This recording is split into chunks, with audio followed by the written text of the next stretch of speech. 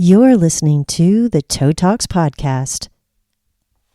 Why are masks and COVID shots still under EUA, emergency use authorization? Why are they not approved by the FDA 5 years later, but still being recommended when they are experimental? Are masks more of a health risk than a benefit? Is the spike protein from the COVID virus and or COVID shots building up in the bloodstream over time? What is the BSD protocol, and will it help reduce spike protein buildup in the body? What's Nattokinase, bromelain, curcumin, titanium dioxide, dimethicone, PBM, and saRNA? We're going to answer all these questions and more. Stick around. You're not going to want to miss it. We are the rugged, authentic savvy, and you're in the right place. Live free. Pursue health. Powerful living starts in 3, 2, 1.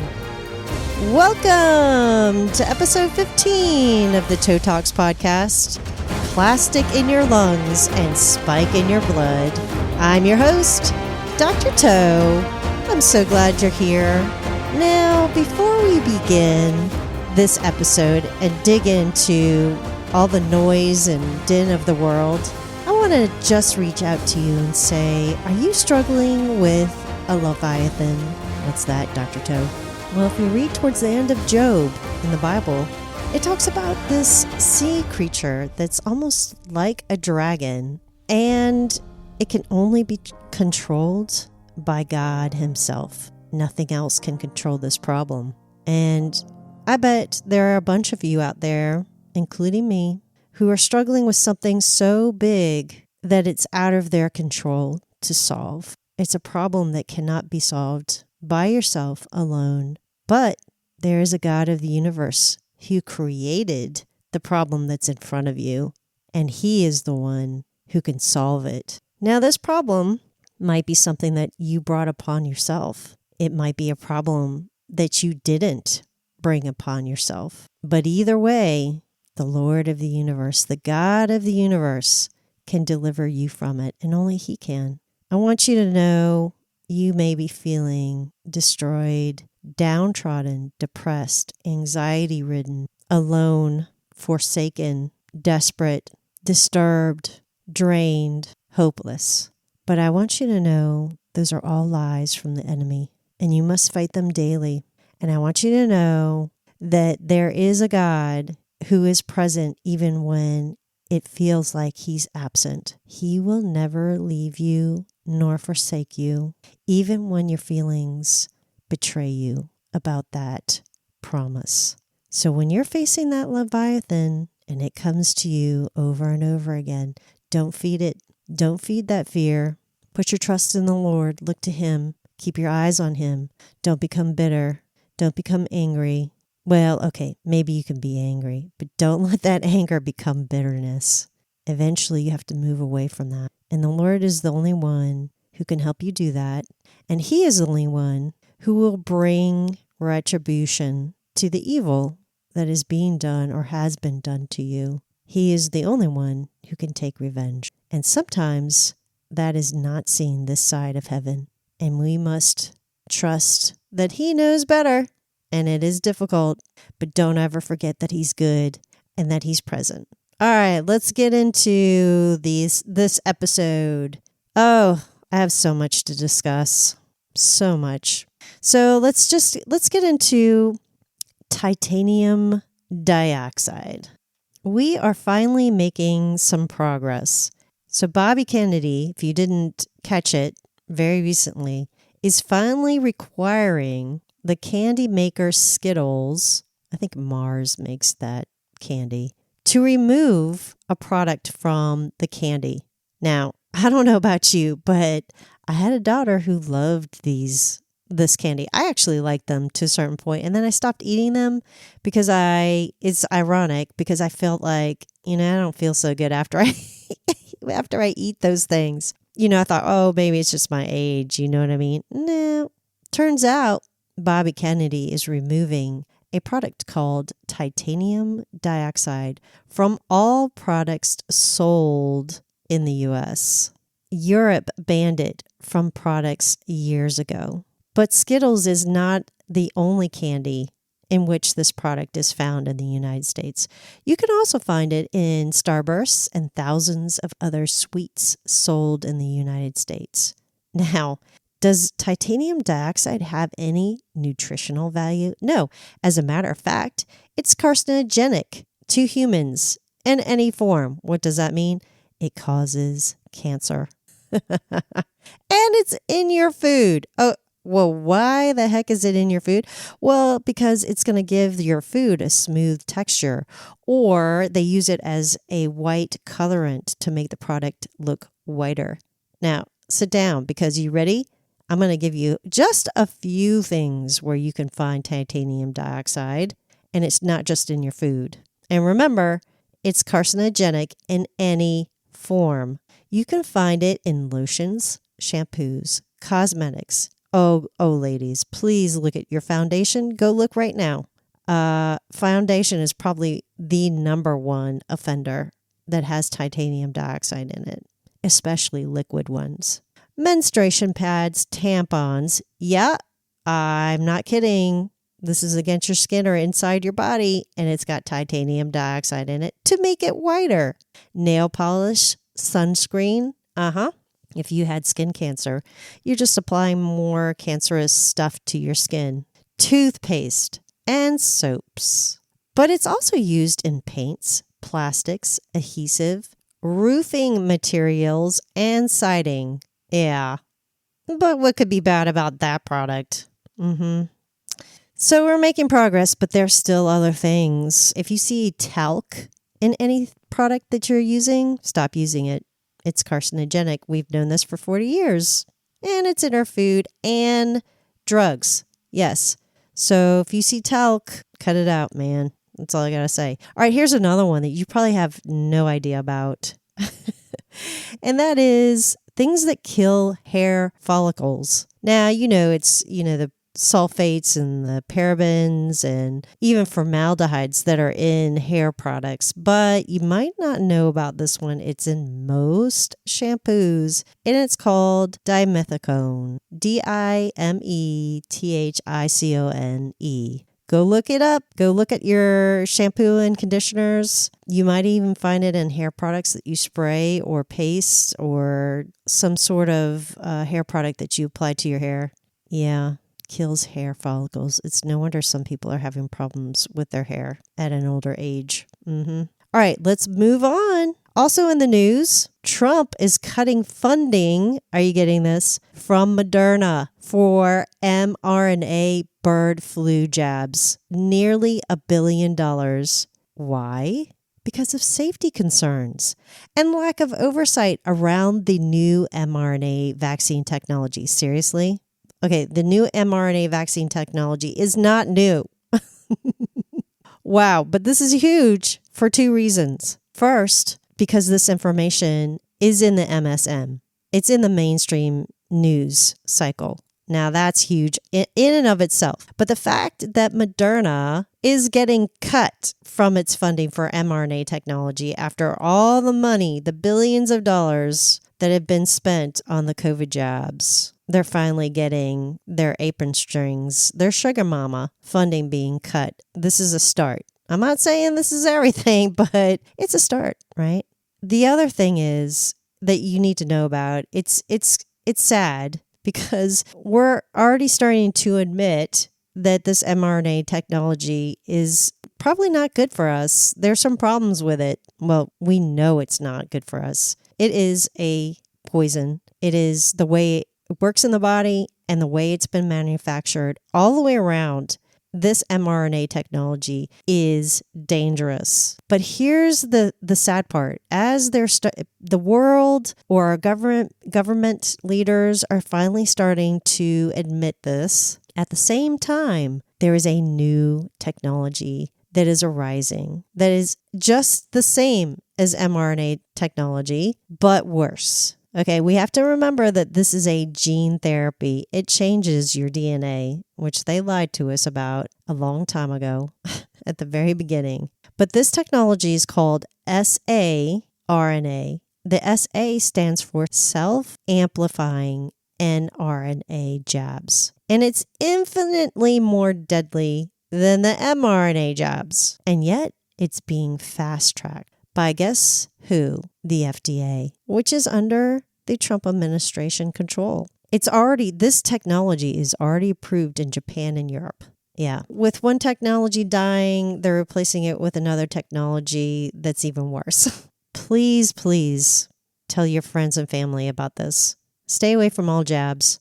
I used to be, so you know what I call myself? I'm a vaxxer, a pro-vaxxer who is now an anti-vaxxer.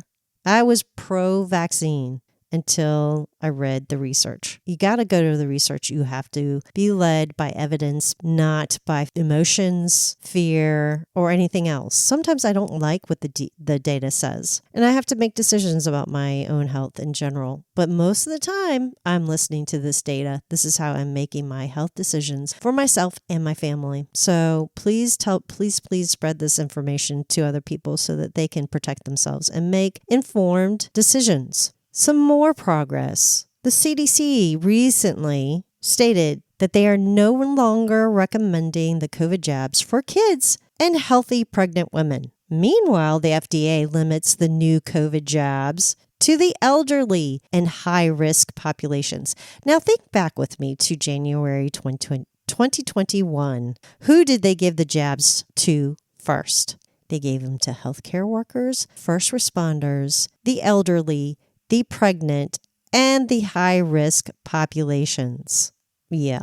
Is that not obtuse or what? Here's another thing that you need to know. You might be having to pay a lot of money for prescriptions. You might wonder, well, sometimes you go to one pharmacy and then you go to another pharmacy and there are two different costs. Sometimes those costs are competitive and sometimes they're not. They're drastically different. Now, this happened with my mom and I think I figured out why now. CVS is closing all 23 pharmacies. So all their pharmacies that are located in the state of Arkansas. Why?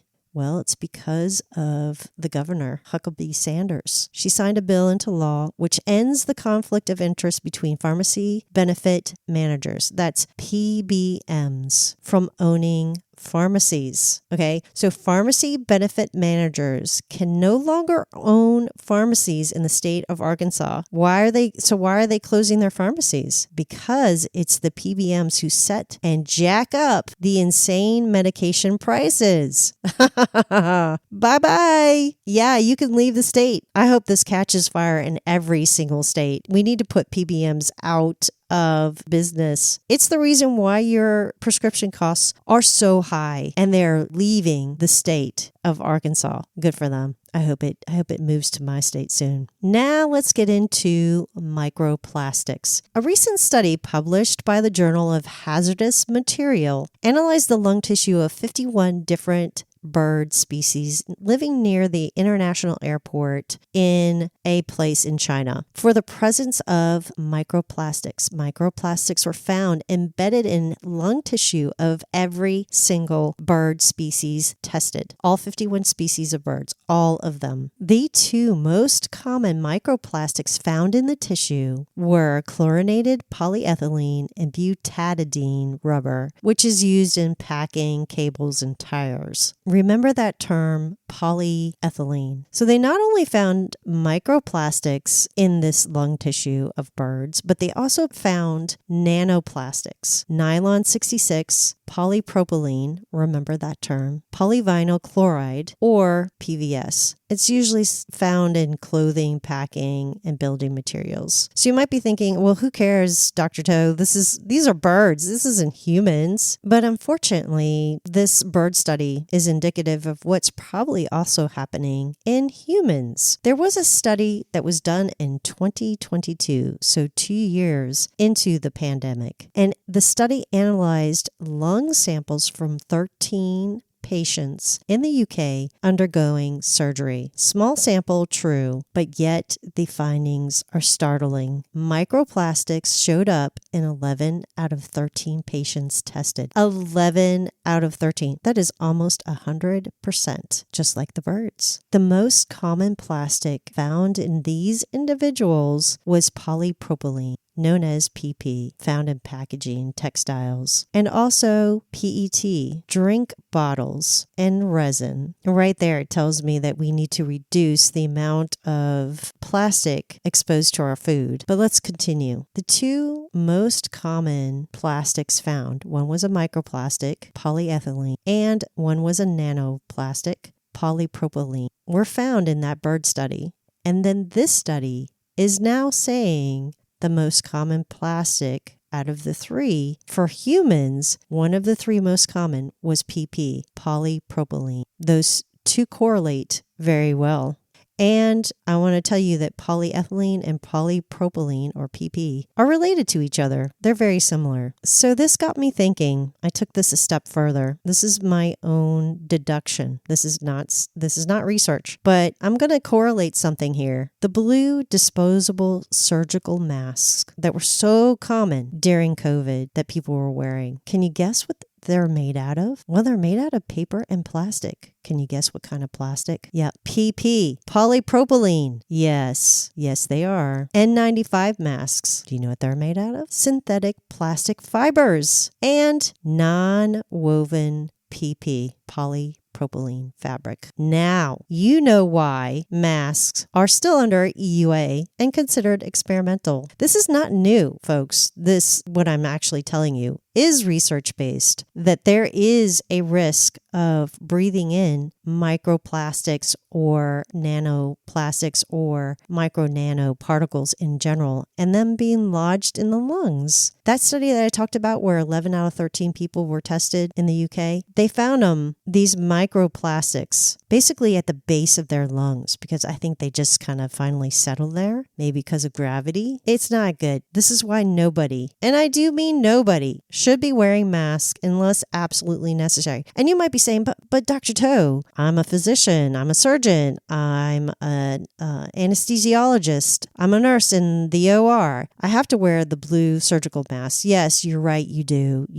Not for virus purposes, but for bacterial. Huge difference. Don't forget about that. But if you're a medical professional, if you're in healthcare, you know that you're not supposed to wear those masks for a long period of time. You're supposed to throw them away because this is the problem. People were wearing those blue masks for months. They would not throw it away. They put it on their dashboard, pick it up in the morning and put it on when they go to work. No, they wore those masks over and over and over and over again. And they put themselves at great risk of breathing in micro and nanoplastics as a result. Not to mention the bacteria, diseases, funguses, and other unsettling things that began to grow in that mask over time. Those masks were only supposed to be used an hour or two at a time and then thrown away. But did you hear any healthcare professionals on the mainstream media telling you these facts? Telling you that these masks had risks, health risks associated with them, and that they could pose a hazard to your health? Did any of them ever say they would stop viruses? If they did, they lied, because all you would have to do is look on the box, and the box betrayed them. It told the truth about these masks. They wouldn't stop one single virus. And you might be asking yourself, oh, but I wore a cloth mask, Dr. Toe. Hate to tell you, those cloth masks are even worse for so many other reasons. Just detergents and chemicals, but also fibers. Well, my kids were being forced to wear masks at school, and I, as a parent, said, no, I don't want them to wear a mask. I went to their two principals. One was a middle school principal, and one was a high school principal, brought them studies about the risks of wearing masks long term. Do you think that they changed anything? Do you think they allowed my kids to go to school without masks on? No. Nothing during COVID was evidence-based. It was all agenda and emotional based. opinion-based. It's very sad. So, are masks more of a risk to our health or a health hazard than a benefit? Yes, they are. 100%. Nobody should be wearing a mask unless they have to, but you cannot wear a mask and avoid getting a virus. They have never been effective against viruses, ever. It's like throwing sand at a chain link fence and thinking the sand's not going to go through. This is the same scenario with masks. Yes, they have always been a health hazard. Always. Even before COVID began, we knew this to be true. This is why they're still under EUA. They have found now that people who've been wearing masks consistently as a result of the pandemic have increased gum disease, deformed ears, kids who are young, who have developing cartilage. Their ears are bent forward. It's going to be known as COVID ear. I can guarantee you it's coming because the masks were pulling their ears forward. Skin infections and increased viral sickness. You're more at risk of getting sick from a virus by wearing a mask. Oh my goodness. It's just insanity. So yes, you heard me correctly. More likely to get sick, more likely to have health problems by wearing masks long term. So why are masks still being recommended by the CDC when they're experimental, when they are a health hazard? Good question. I can't answer that. I cannot answer it. But you can go look on the website and see that the CDC is telling you wear a mask. All right, next question. Do I have buildup of spike protein in my blood? Chances are you do if you are jabbed, but especially if you've been boosted. Why do I say that? Because spike has been found circulating in the body for over 2 years in a recent research study. Now you might be saying, oh, well, COVID was 5 years ago.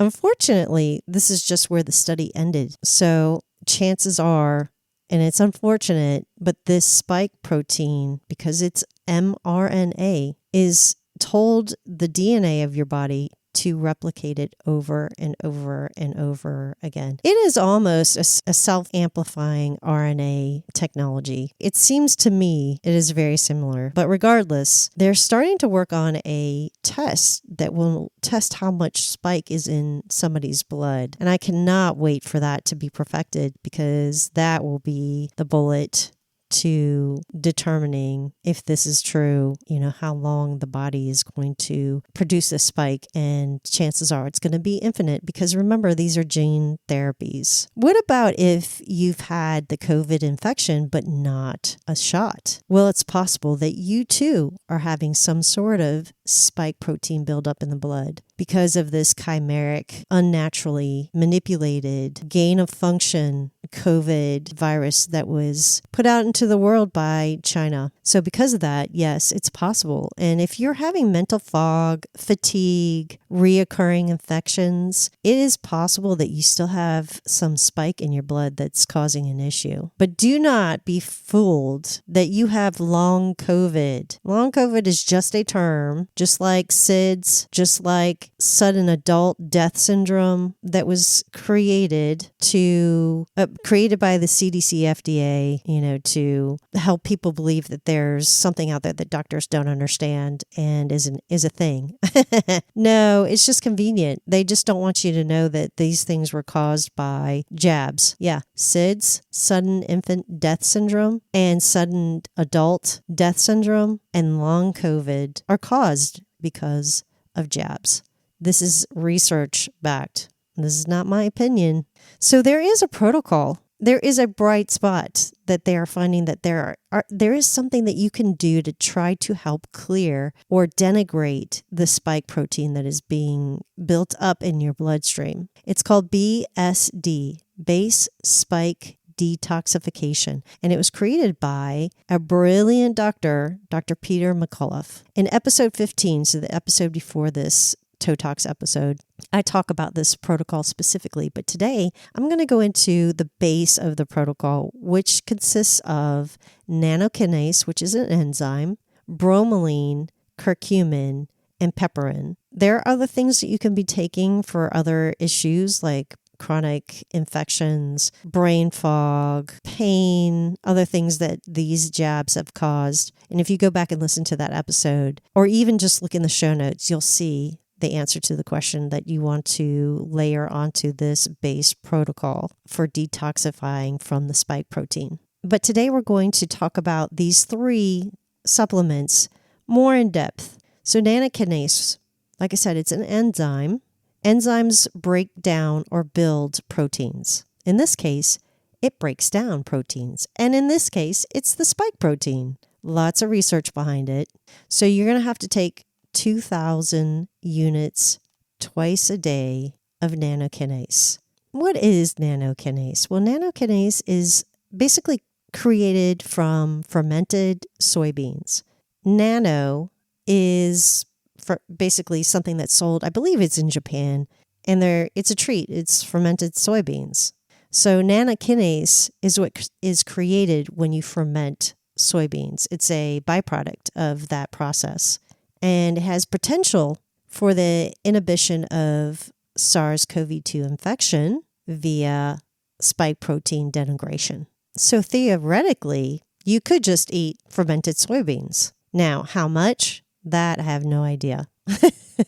But you could get it naturally that way. Nattokinase also helps prevent blood clots, lower blood pressure, and may aid in protecting the brain, and is high in vitamin K. This is partly why it's a benefit for somebody who has been jabbed and boosted, because blood clots are an issue for you.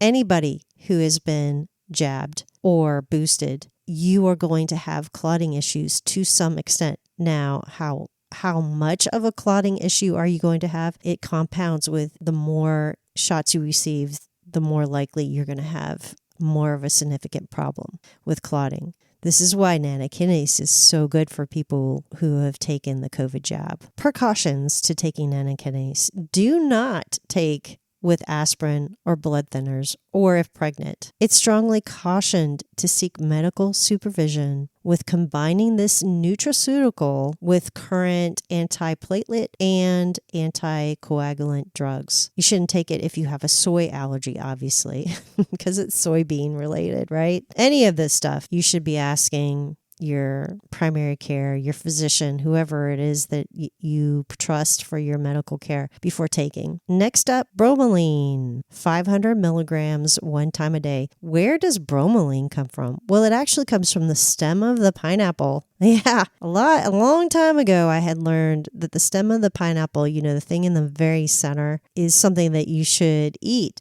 because of its health benefits. But nobody wanted to eat that. It's too fibrous. This is the whole reason why people cut it out, right? But it turns out it not only has health benefits, but it can also help to denigrate spike protein. How about that? So not only is this substance a proteolytic, meaning it breaks down proteins, but it's also an anti-inflammatory. If you're struggling with arthritis, you may benefit from this when you take it on an empty stomach. It's also an anticoagulant. Again, helps with clotting issues. Improves digestion when you take it with food. And here's the crazy thing, and this is something that's very cool that I learned. It increases the absorption of medications like antibiotics, chemotherapeutic agents. So if you're going under chemotherapy, especially oral ones, this would be a great thing to take in order to help increase its bioavailability. It increases the absorption of blood pressure medications. So if you take this, you need to be on your blood pressure readings like a hawk, because it might drop your BP too low if you have high blood pressure because it's making the medication you're taking more effective. Certain antidepressants, opioids, and barbiturates. So the caution is if you have obviously a pineapple allergy. Next up is curcumin. 500 milligrams 2 times a day, or 1,000 milligrams in a day. But it sounds like you should probably break it up morning and evening. With 5 to 10 milligrams of pepperine. What's pepperine? It's basically pepper extract to increase its bioavailability. This is why you take the pepperine with it. So you might be asking, what exactly is curcumin? Well, curcumin is derived from turmeric, the root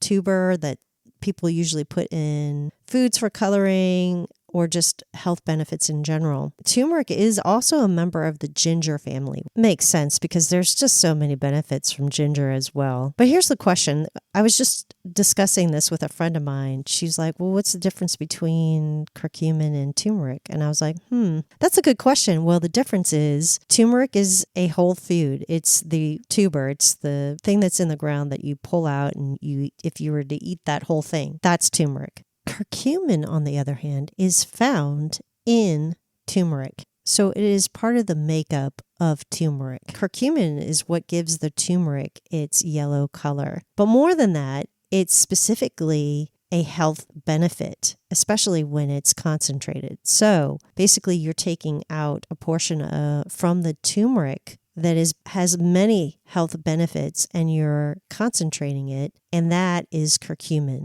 Now, the million-dollar question is, which do I take? Do I take the turmeric as a whole food, or do I take a portion of the turmeric and take curcumin? And the answer is, because it seems research is inconclusive about answering that question either way, the answer is you probably should be taking both. Taking the turmeric fully as itself, as it's pulled out of the ground, and curcumin in concentrated values.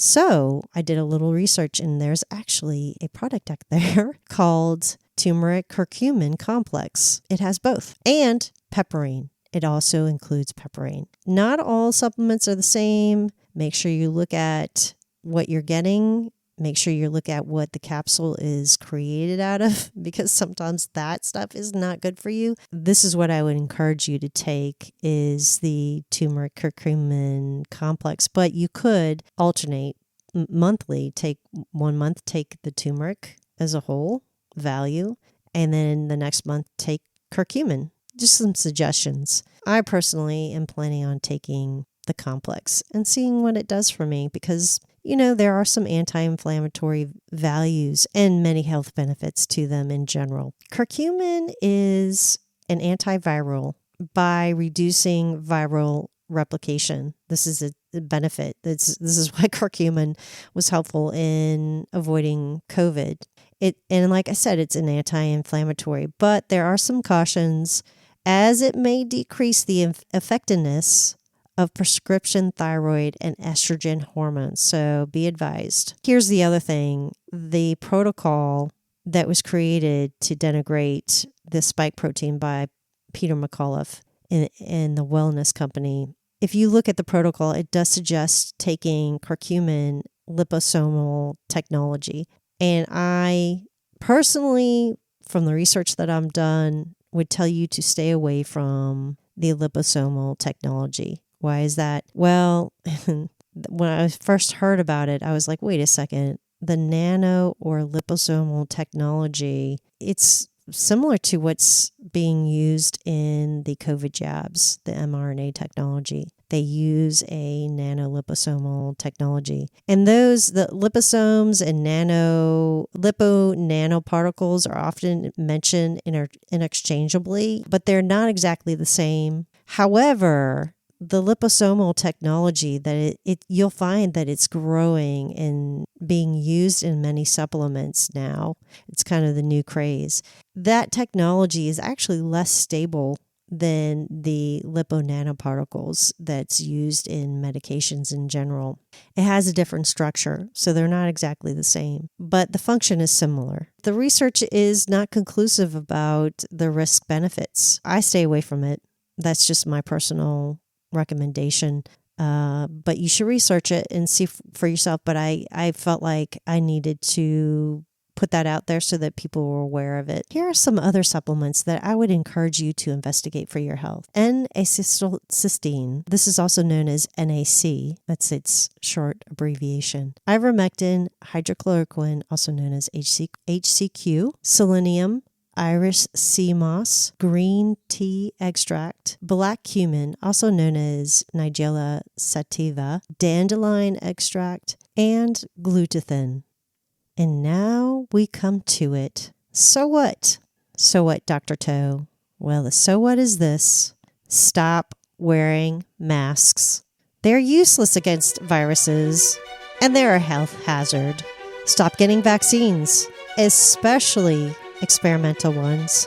Clear the spike protein from your blood if you've been jabbed or having issues that are connected to the jabs or COVID infection. Stop trusting the government with your health. Start researching everything. Put your health in your own hands and no one else's. Question your healthcare providers on care they are suggesting, and be sure they are practicing medicine from an evidence-based practice and not being told how to practice medicine. Know what's in your food. Eat as natural as possible. Well, that's a wrap. If you like what you heard, please share. Want to hear more? Please subscribe. And if you're a faithful listener, thank you for all your love and support. Without you, I would not be here. May the God of the universe sing over you and bless you.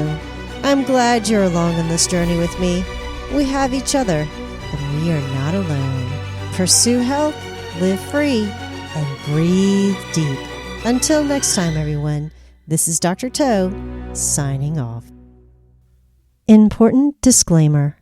This podcast is presented solely for educational and entertainment purposes. I am not a medical doctor and I do not diagnose, advise, or treat. This podcast is not intended for the substitute of advice from a personal physician, professional coach, psychotherapist, or other qualified professional. It is not intended to be used or relied upon for any diagnostic or treatment purposes, or to be used as a substitute for professional diagnosis, treatment, or conventional medical therapy. None of the statements made in this podcast have been evaluated by the Food and Drug Administration. Please consult your healthcare provider before making any healthcare decisions or for guidance about specific medical conditions.